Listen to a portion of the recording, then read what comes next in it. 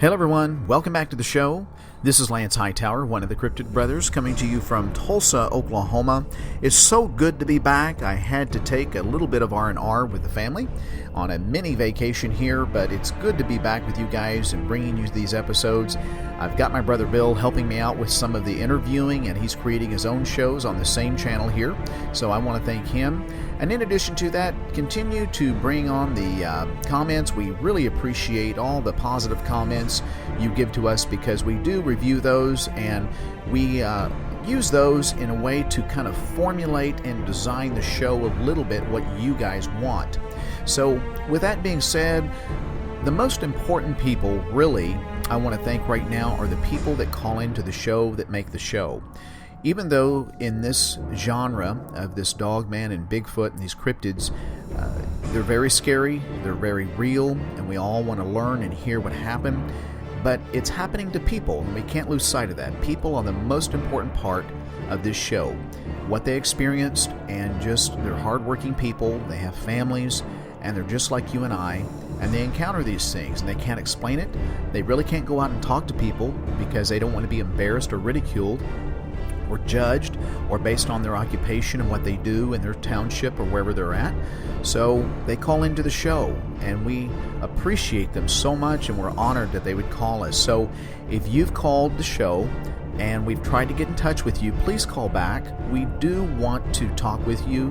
And also, don't prejudge your story that it may be minor compared to other stories you've heard or this or that. We learn from every story and encounter out there. Even if it's firsthand or secondhand, it doesn't matter. There's ways that we can kind of validate the story the best we can. And we do try to validate the best we can when we hear these stories. But, you know, most folks that call in, I don't have but very, very, very few that actually, it's possible they might be making up a story. So I have a few shows I'm in question of. But for the most part, most people, I would say, are telling the absolute truth. They saw something, and in most cases they saw something very scary, and they're very detailed in their description, and we know it. We know they saw what they saw. So thank you, people that call in. We appreciate you. With that being said, before we get going here, we are working on the website. It's about done. I talked to my web designer yesterday. I'm going to talk to him briefly here in a moment. And we talked to Wiley Dave and my brothers. We're getting ready to go out to western Oklahoma and do some interviewing of some ranchers and farmers out there. So I want to just thank those folks that are out there right now helping that get set up, and you know who you are. And in addition to that, Rob is working hard down in Tennessee with the sculptures. We've had people call in for their orders, and if you still want a sculpture, just call in the toll-free number, give us your name and a number we can contact you, and I'll pass it on to Rob. But he's also, Rob Spencer is reviewing comments about the sculptures, and he'll chime in every once in a while during the show. So anyway, thank you guys so much. Thank you for being patient with us. We're working so hard for you guys, and we appreciate it. We're passionate about what we do, and we're moving toward doing this full time, all of the brothers and Wiley Dave. So that's ultimately what we want to do. We want to do this full time. We want to do the interviewing and be out in the field giving you fantastic stories and documentaries is what we're moving into here in the future. So thank you guys for tuning in today. We appreciate you. And let's get into the next story. We had a gentleman that called in. He's from Oklahoma, and he had some strange encounters that he had come across. But one that was really strange that he shared with me is he was traveling down a kind of a lonely paved road here outside of where he lives, and he pulled off to do some texting. And when he did that, he had the sheriff's department come up and had some very strange conversation about why he couldn't go down a particular stretch of road that day. A friend of mine and I were fishing below the dam up in your neck of the woods on Keystone. Below the dam about, I don't know, half a mile, and it was in the 70s maybe, late 70s. And we heard this god-awful screaming coming from the hills above us, behind us. And a couple of days later, there was a report on the local Tulsa News about someone saw this Bigfoot, walking across the dam at Keystone. So 2 and 2 makes 4, right? Exactly. So I figured, that's what that sound was, because it wasn't anything like I'd ever heard in my entire life. Yeah, jump in the time machine and fast forward to, it was November of 2012, and my daughter and I, we were coming back from Oklahoma City on I-40 at like 2 in the afternoon, and like I said, it's mid-November. I think it was November 19th, actually. And there's this little pond about 150 yards off of I-40, south of I-40, just past where the exit. And I'm always looking in the weeds, across the fields, through the trees. That's what I do, and I was the passenger. So, and I see this something sitting on the dam of this little pond,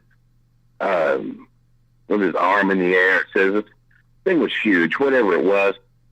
And I didn't want her to pull over because she was 7 months pregnant at the time. And we don't need no trauma, you know? Oh, absolutely. So I figured, okay, I'll just let that one go. I'm not real sure what I was seeing. Then, in March of 16, I dropped my son off at work at 11:30 at the Grand and at PM, and I shot over to one and here in to a different casino and played me a 20, won me a couple of $100. Well, I'm on my way home. It's only 4 miles from my house. I'm on my way home. I'm on the road, actually. I cross over the river, and I slowed down for the railroad tracks, as always. Speed limit's 45. I always do speed limit. So I slow down to probably 30, cross the tracks, and the tracks are immediately north of the river bridge. Well, I'm crossing the river bridge, accelerating, and something runs across the road in front of me at a really, really high speed. And I said the word wow about 15 times. Okay, now I'm certain. So it was, it's hard to tell how tall it was because it was moving so freaking fast. It was the color of an Irish setter, for lack of a better comparison. Mm-hmm. But it was that dark red, hair head to toe. The pads on its feet is what I was seeing a lot of. They were like tan or gray, really light colored by comparison. And that struck me as a little bit odd. The gait was running like Carl Lewis. His elbows were like a sprinter.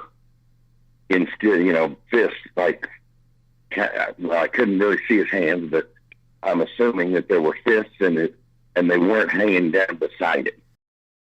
And like I said, I was accelerating I was probably doing 40 when he ran in front of me, probably 50 feet in front of me, and was leaving me behind, running diagonally across the road in front of me, and just poof, that image was gone. Wow. In 2 seconds. So he was running at least 50 miles an hour. And I've been listening to some of your shows, and I wasn't aware. There's all kinds of weird stuff around here.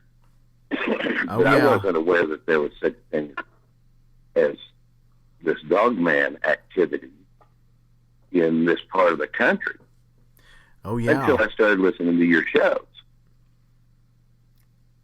And I thought, that makes more sense to what I saw run across the road, because I've had 2 other experiences in the last, probably a month after that one ran across the road in front of me in 16. Something on a dirt road about a mile away. I'm doing 30 miles an hour. It's 11:30. I'm dropping my son off, coming back from the convenience store, whatever. Something ran across in front of me, straight across the road in front of me, 50 feet in front of me, in my headlights. It was moving so fast, it was a black stripe that was kind of shiny. Kind of had a glow about it, Mm-hmm. like it was something shiny and black, and it was about 4 feet high. It was moving so fast, I didn't see a head, a tail, legs. I didn't see nothing but this stripe of black that, it had to be moving just at incredible speed. And that, like I said, that happened, within a mile of there. And then about 2 months ago, I'm rolling down the road in front of my house here. I live in a little trailer park off of about 3 blocks from my house. I'm driving along, and I'm always looking in the weeds and out through the trees and stuff. And I looked down a neighbor's driveway, and in a field about 50 yards away, I saw something that I thought, what the hell was that? And I slowed down. I was going to back up and look, because it was twilight, getting dark. I was going to back up and take another look, and I thought, well, hell, I got groceries in the car. I don't know. It'll be there later. No, it wasn't there later. I haven't seen anything like it. And it looked, in my memory, it looked like, kind of like a gorilla on all fours. Really? Only just the hard outline. Yeah, like a torso, 4 feet long, about 3-strand barbed wire fence high, so that puts its back was about 4 feet off the ground. And the whole thing was, gosh, it had to be 5 or 6 feet long. And then hands and feet to the ground. But again, it was dark. It happened quick. How many different times do you hear those particular phrases in your line of work? Frequently. It happened fast. It was blurry. I can't really remember because it happened so freaking fast. But that was black. That was solid black. And one night, I can't remember when, but it was sometime in 2016, probably summertime. I'm pulling out of this gravel road that I live off of onto, and my headlights, it's 10 something at night. I'm taking my son to work and drying clear out. And I turned, and across the barbed wire fence, across the street between cedar trees, something tall and gray is standing there like a statue. And I thought, I pulled on up, and I had to take him to work, so I thought, I'm going to see what the hell that was. I pulled back down to my house, turned around, and did the same thing, swept those headlights across that field just like I did before, and there was nothing there.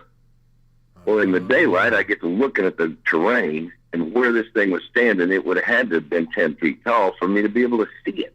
Whoa. So there's all of these things, and it was a light gray color with long, shaggy hair, as I recall.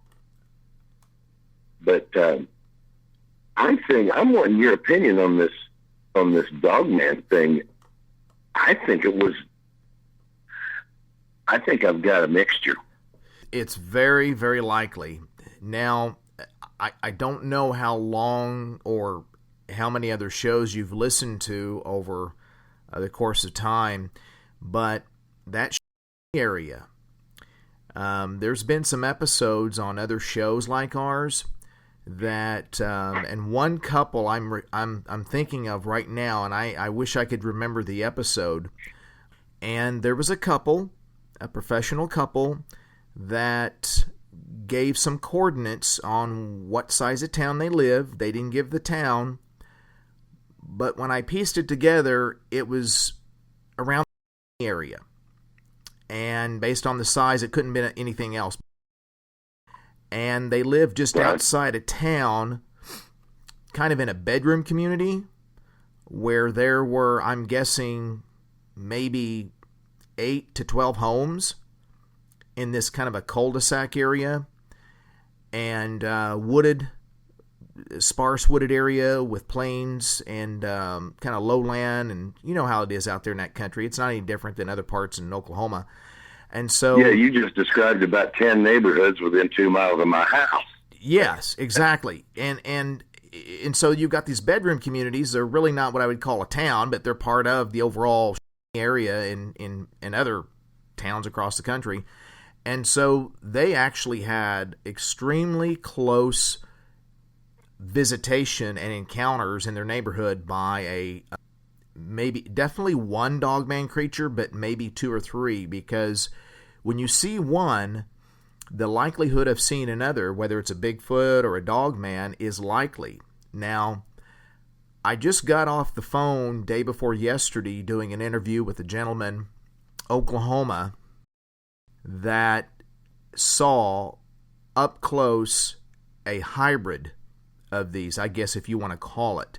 Now, I know that people are classify these as, type 1, type 2, type 3, but really it was I'll just call it a hybrid. He said it was the largest thing he'd ever seen. It was about 10 feet tall, and he knows that because he was using some, he's an avid hunter, and he was in a position where this thing did not see him. He had the wind in his favor, and he was looking anywhere from 45 feet to 45 yards to 25 yards, and he said this thing was massive. He said the thigh on it looked about as big as his waist, and he just couldn't take his eye off the thigh, just how huge it was. And it had a face that was it had like a canine dog muzzle, and the ears were kind of pointed, but they weren't sticking necessarily straight up like a Doberman Pinscher, the face looked somewhere between a canine and a Bigfoot. And the body, though, was massive. It had a chest and shoulders and a smaller waist, and he couldn't see that it really had a tail. I asked him about the feet, and he said he didn't really pay attention to it. He was just mesmerized by how huge, and he was scared. He was beyond scared, and he was frightened. It made some sounds as if it was calling. There was another one in the area that was white. And so I mention that because that area around, especially in because I did a few interviews to the southeast, out in those remote little towns and other areas. Oh, yeah. And they've got a lot of cryptid activity out there. So it makes sense to me that if you see a Bigfoot or a dogman-like creature, would there be other type of creatures alike out there as well? Sure, absolutely, because in that part of the country where you're at, you've got a lot of little dotted ponds. You've got that North Canadian. You've got a reservoir right over there. You've got all I see deer every time I leave the house, and like I said, I'm 3 miles from I-40. So, yeah, and I'm actually about a half a mile straight west of me is. So, there's food sources all around me. Yeah, and that part of the country is kind of sparse with people when you start getting out of the city limits. And you've got your bedroom communities, and you have a house here and there and a farmstead here and there, but it's not overly populated out there. Something else, just now, I'm just now remembering something that happened about 3 weeks ago. I think it was 3 weeks or somewhere around there. I'm coming back I'm leaving my house. It's like 9 a.m.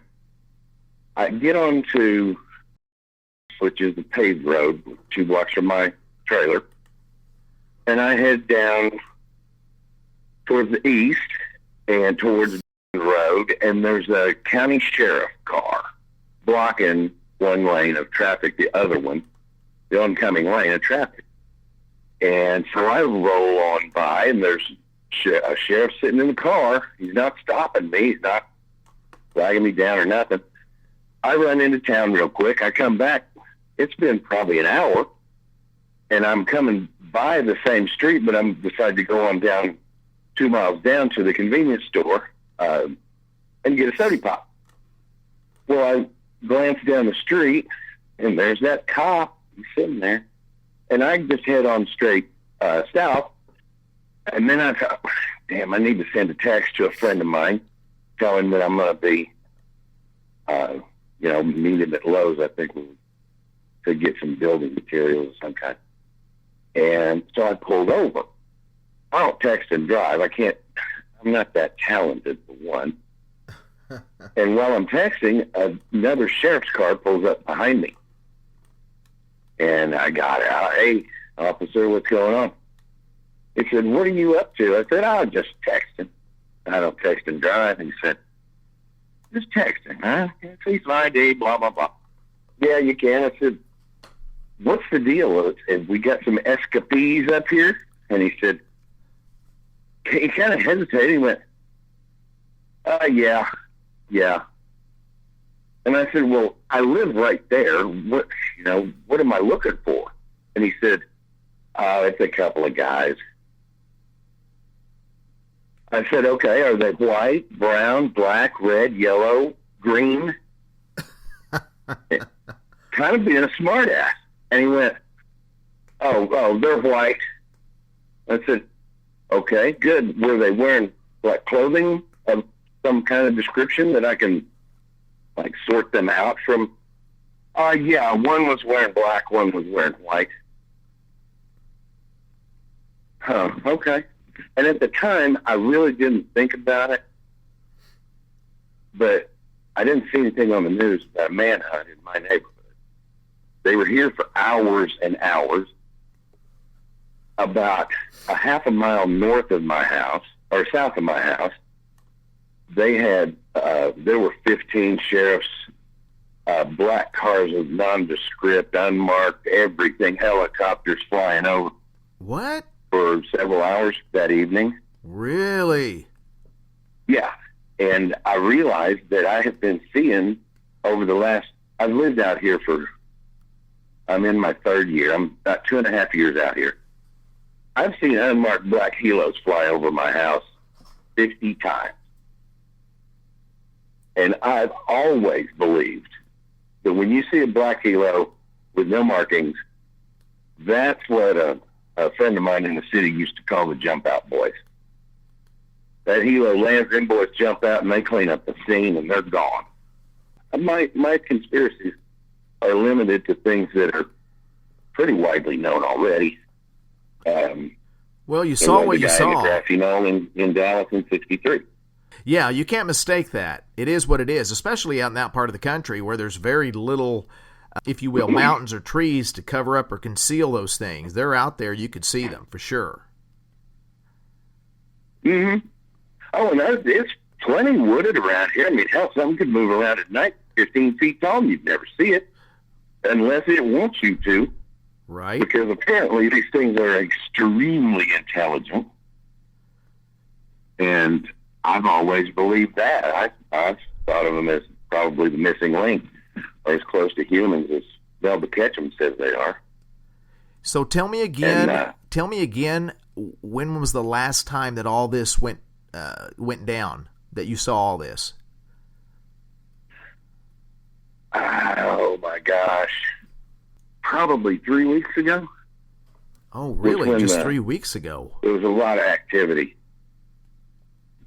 at around, pretty much call it on highway south of I-40, 4 mile, is where they were all congregated on one evening. And I didn't see any news helicopters. It was, that was really strange. How many helicopters did you see? I could hear them, so I don't know. But the sheriff's department was out there, like you said, as well as some black unmarked vehicles. Oh yeah, and they have the sheriff's office has several black unmarked, Chargers and Tahoes and the like. but so does the highway patrol. Oh, here's a little funny something for you. There's a state trooper that lives on. He drives he's one of those few that drives a crew cab pickup, black with with the sticker on the side.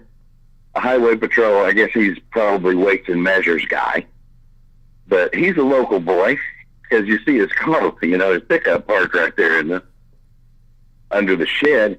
Well, on his property, between two trees, he has a Bigfoot cutout that's 7 feet tall. And this is a state trooper.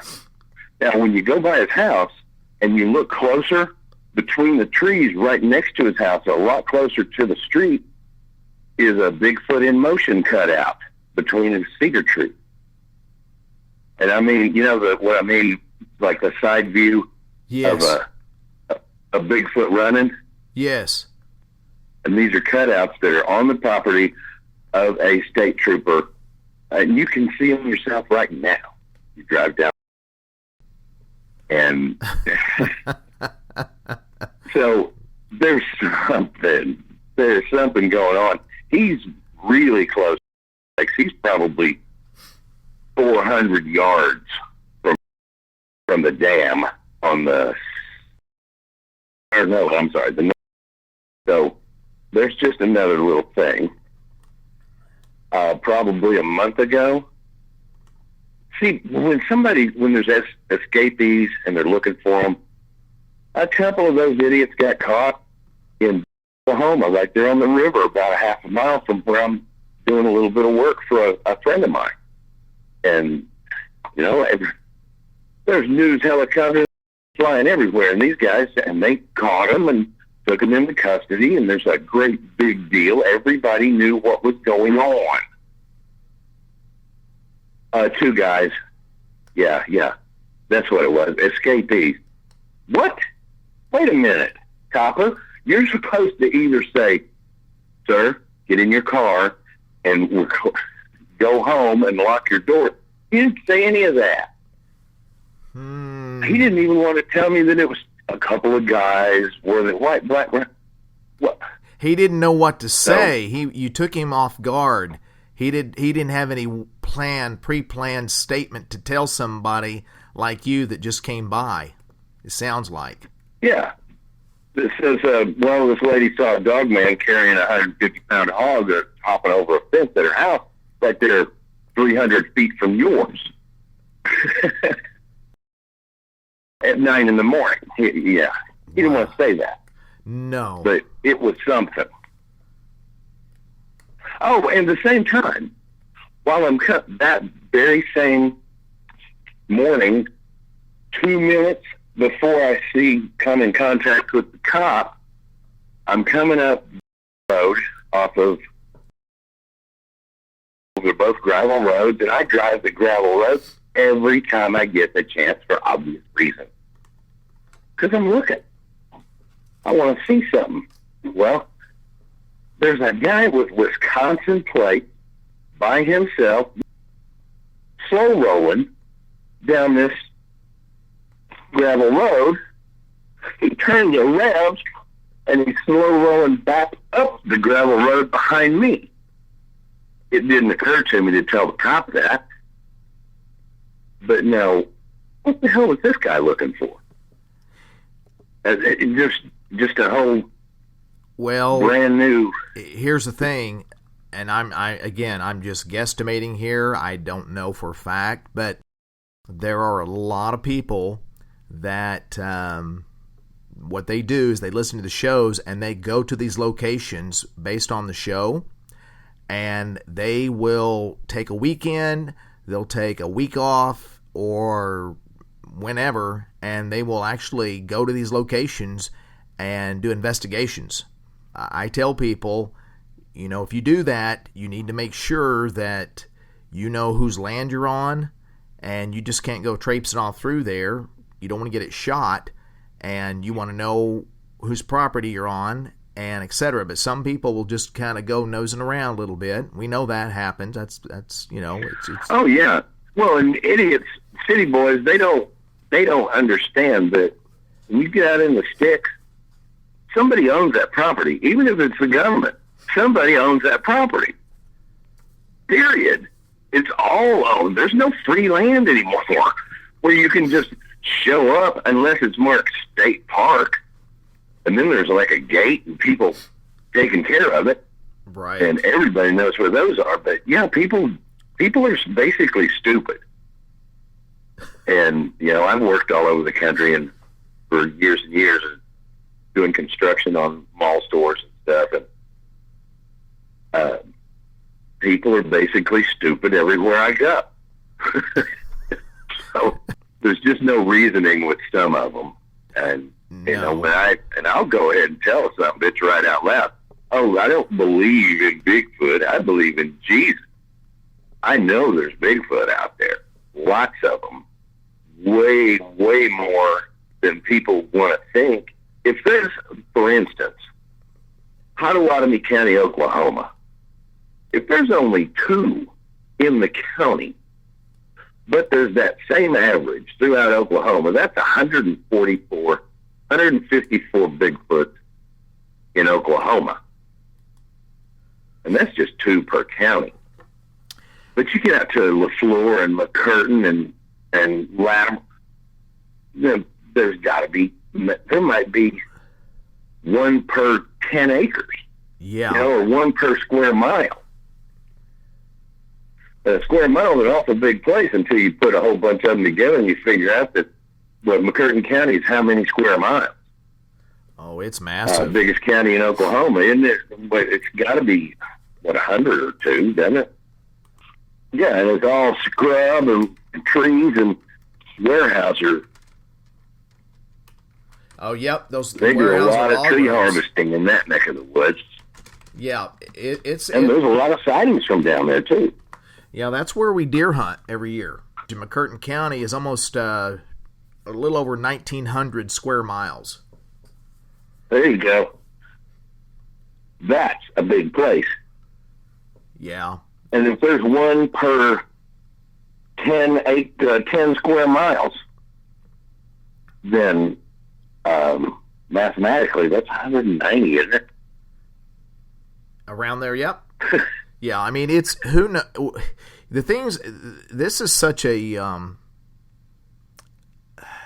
we just don't know how many, but I can tell you, and again, based on the number of sightings, even if you took 80% of the sightings that people have that are unexplainable and you just kept the 20%, whatever that 20% would be, whatever you would keep of that, and you just analyze that per 77 counties, you're coming up with hundreds of these things, hundreds just in Oklahoma, if not a couple thousand, Now, when I say that, I'm collecting. Dude, I think worldwide there could be 1 million of them. It wouldn't surprise me. There really could, and that's an awfully big number. But hell, China's an awful big place. So is Australia and Russia, Canada. Yeah. I think if I were a Bigfoot, that's where I would live. Well, they're Canada. Yeah, the only place that I've heard many times that they've been seen all over except in the state of Hawaii, but otherwise, the North America, it's full. I mean, they're all over. I mean, people want to know. I get questions all the time. Which county have you heard this from, or have you heard any in my county? And I'm going to say we haven't heard from everybody in every county yet.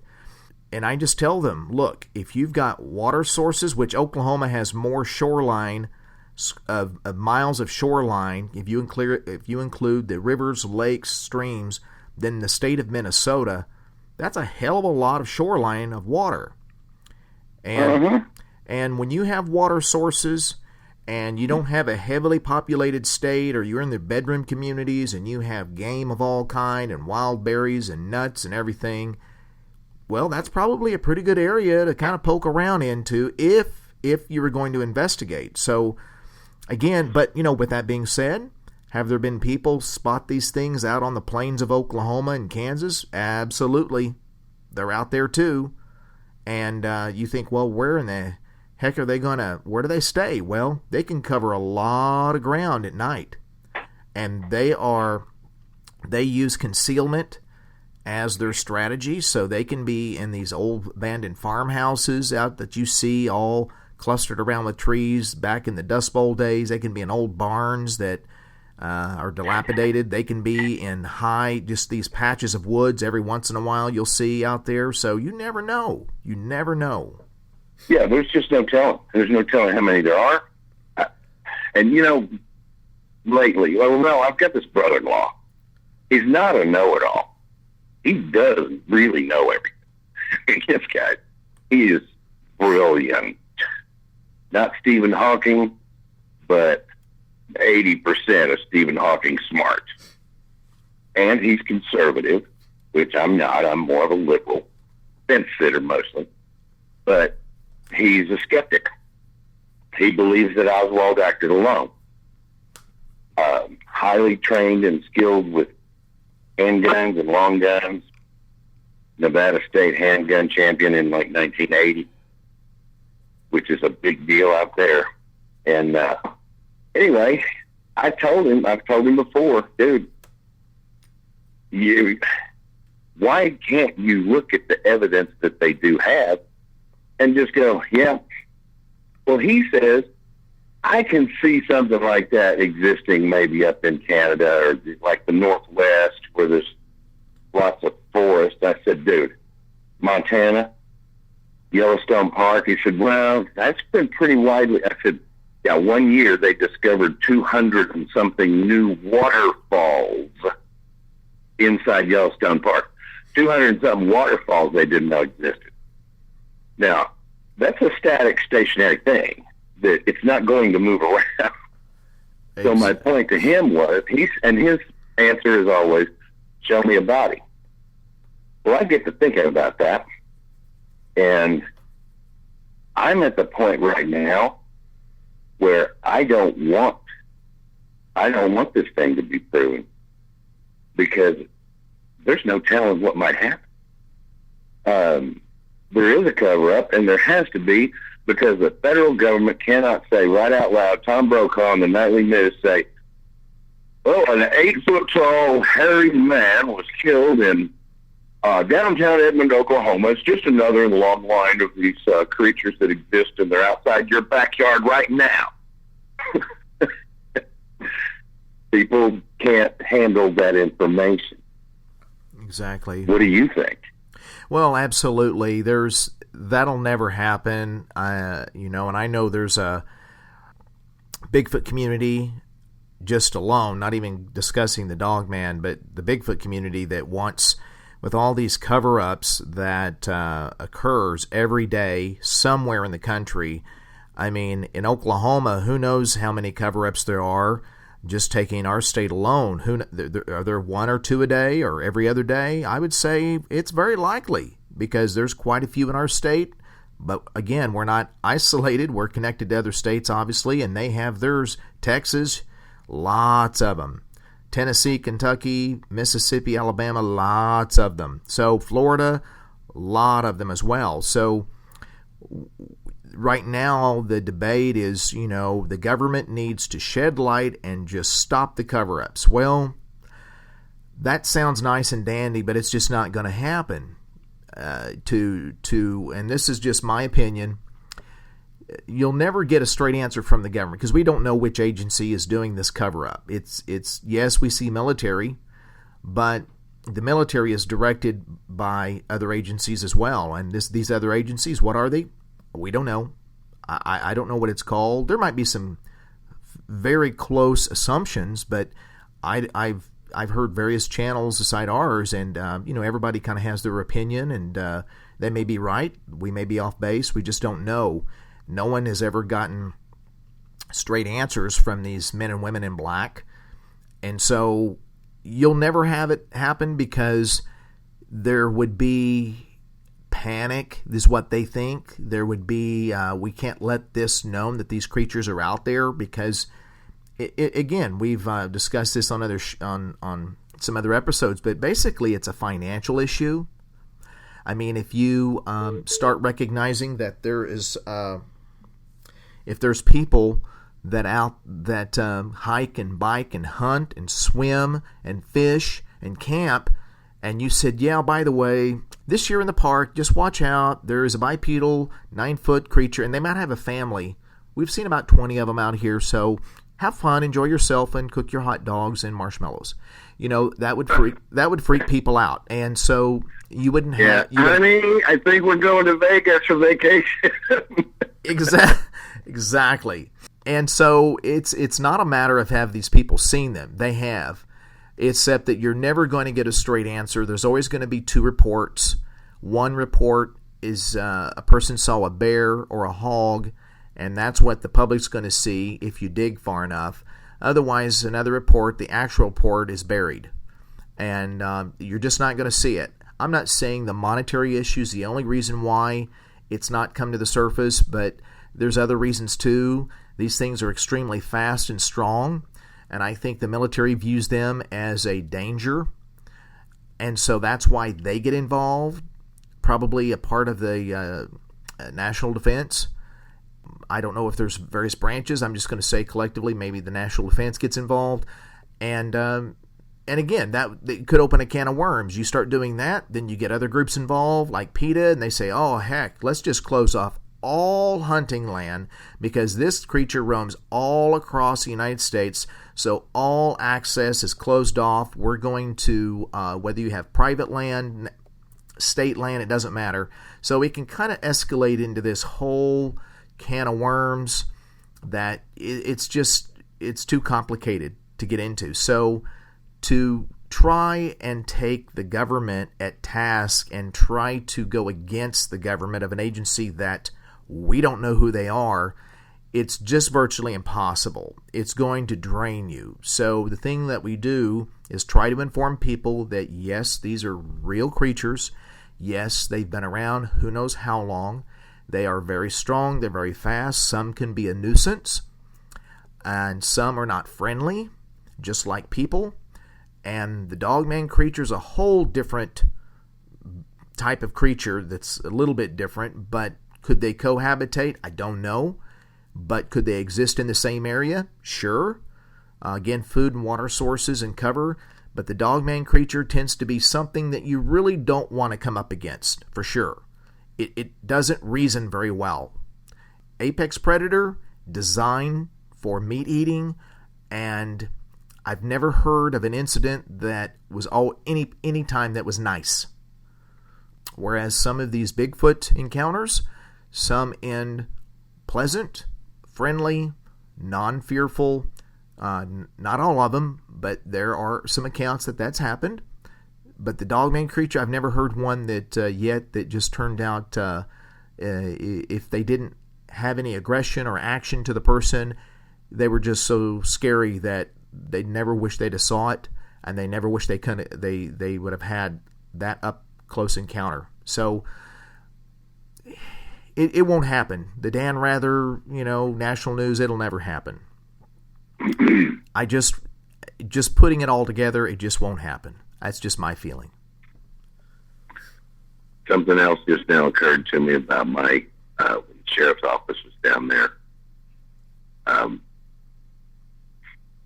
That evening on 102, there was a deer carcass that it probably got hit by a car, but earlier or the day before, there was a deer carcass there that had its entire cavity empty.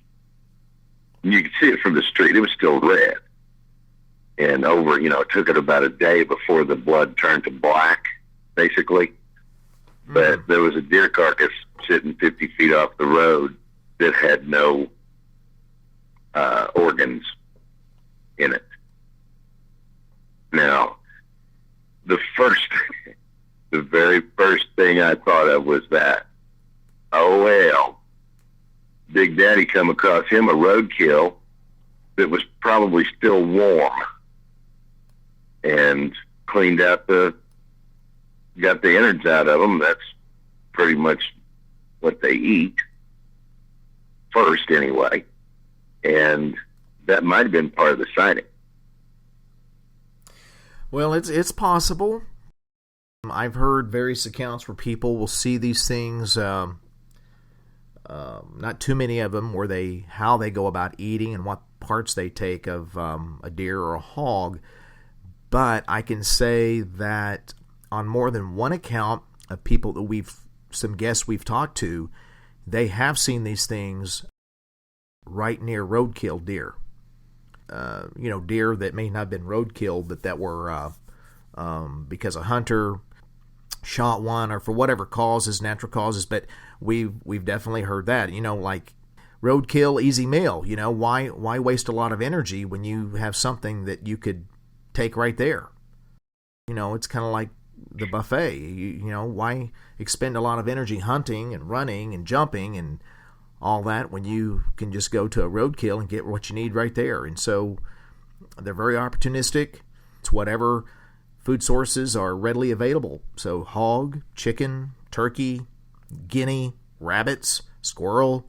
I mean, as long as it's a meat source, I don't think it really matters, in my opinion. When you look at the opportunistic North American game, sure, some have favorites depending on the prevalence of that particular game, but or prey. So makes sense to me.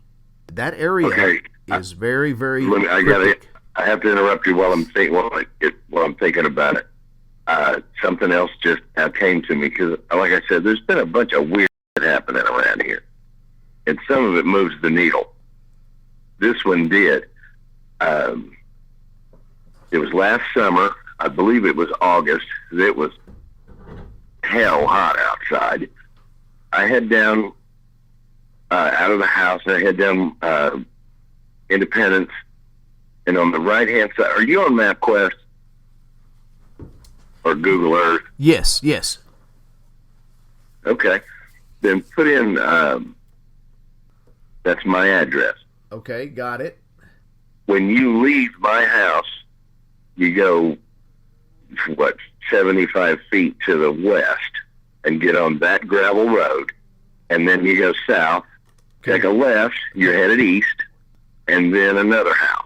If it's a paved road right in 2 blocks or 3 blocks in front of my house to the south, yes. Okay, I got it. So go ahead from there again. Okay, so you go east, and there's a house sitting off of the road to the south, but it's only 100 feet off the road, 50 feet off the road. And then you go right past it, there's another house, yes, a trailer. Well, that's the one that I looked down the driveway to the south, and across the yard from that house, right there at the corner post, is where I saw that figure on all fours. Okay, continue on west till you get to the next road, which is north and south road. That's gravel coming from north to south. It's gravel up and then turns pavement. Well, about 100 feet from that intersection, you see the tree line on the north side of the road. Yes. And what season is your view in? Are there leaves on the trees, or is it? It looks like it's. It looks like it's in the fall or winter. Okay. The reason I ask is because now picture that tree line in August. The wind's blowing at 8 miles an hour. It's Oklahoma. That's still for Oklahoma, right? Right. There's no storm coming through. It's dry and clear. I leave the house at 8:30, 9:30 in the morning, go into town, come back, and when I get back, there's about a 6-inch diameter tree laying across the road. It wasn't there. It's all bright green. It wasn't there when I left, an hour before. So I get out and I had to physically move the damn thing off the road. So I drag this tree. It's probably 25 feet tall, and it's 6 inches at the base. I drag it off the road and look, and it's about 10 feet from where it was snapped off.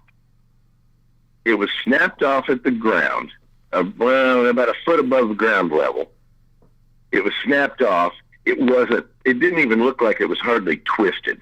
it looked like it just, like if you just start wiggling it side to side, and snap, snap, snap, crack, crack, crack, and then just keep going, and then just pull it right off and throw it on the throw it on the road.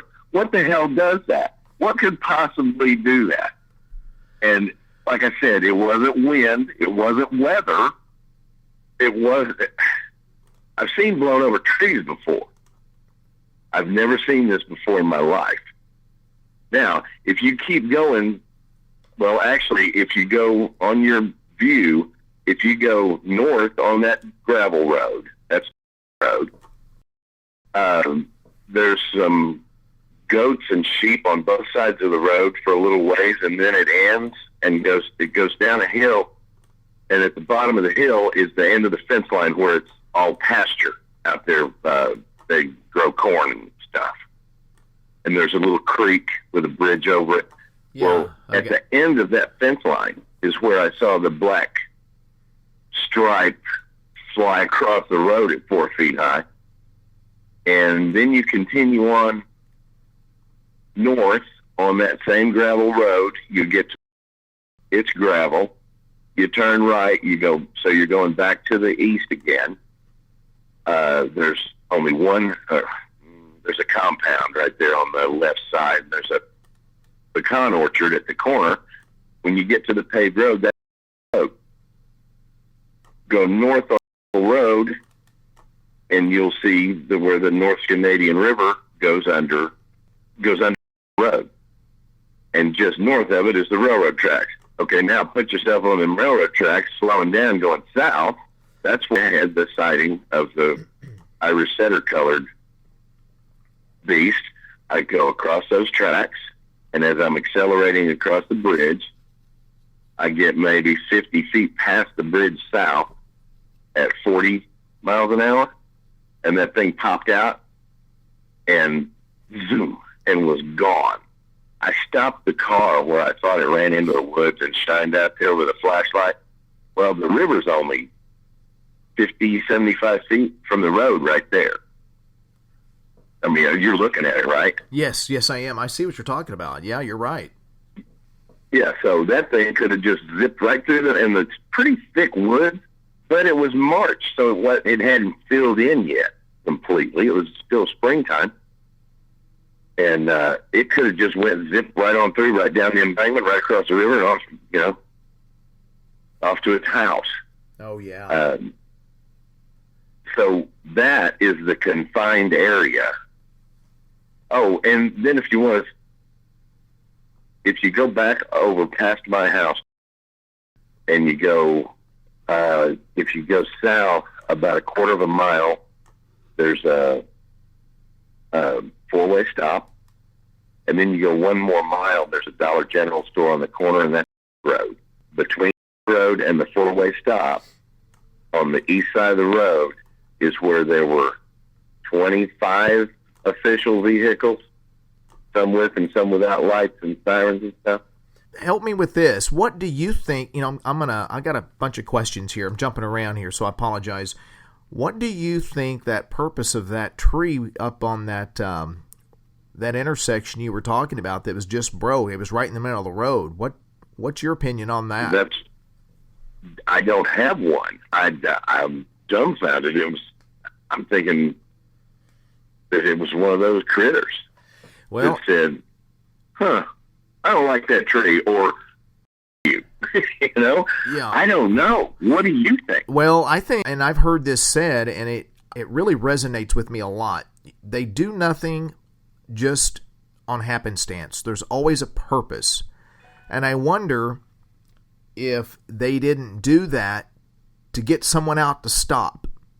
Now, what was the purpose? I don't know. It could have been a adolescent that was just kind of let's play around with the cars today and make one of these human people get out. I can't imagine it was just happenstance. Let's just throw this thing in the road. I think that someone said it best. We're kind of entertainment to them. So I don't know if it was. This was in the daytime, correct? Oh yeah, broad daylight. It wasn't there at 9 in the morning, and it was there at 10 in the morning. on a dry, clear, warm summer day. Maybe they were with there. No wind. Maybe they're off in the woods watching to see someone get out. And again, it makes sense to me, being entertainment, if you will, to them. Maybe they've done this on more than one occasion, but we'll never know.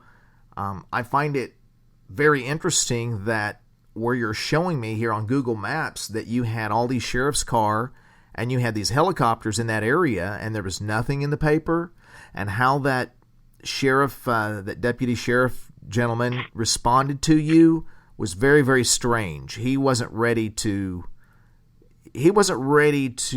have you ask questions. It sounds like it wasn't a right. Yeah, absolutely.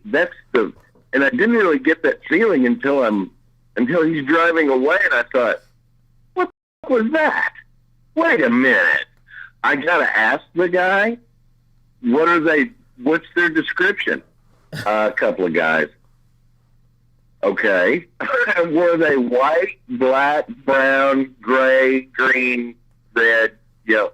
And by the time I got to yellow, he said, white. Yeah, it's kind of like you pick give a color, bro. Like, yes. Yeah, that's the one. Bingo.